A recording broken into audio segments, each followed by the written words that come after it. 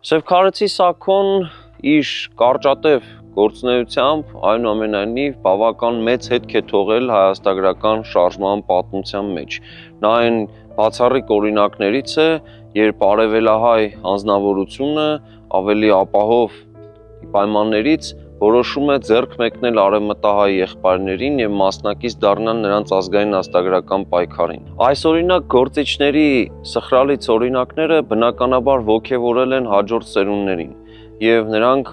լծվել են այս գործին համահայկական գաղափարների իրականացմանը, հայրենիքի ընդհանուր ազատագրությանը հենց նման օրինակ ունենալով։ Նման բացառիկ օրինակ մենք հետագայում տեսնում ենք Սարդարապատի դաշտում, երբ մեկտեղված են հայության տարբեր սեգմենտներ,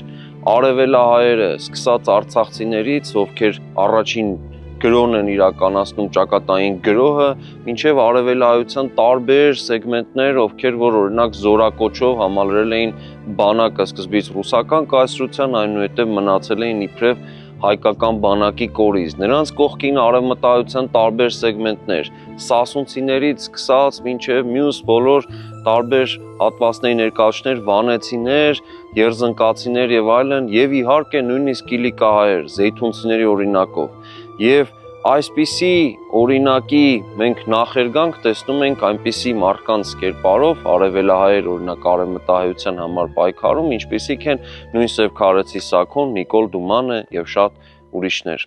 Նախագծի գլխավոր գործընկերն է Converse բանկը, ֆինանսական աշխարհի ձեր հուսալի գործընկերը։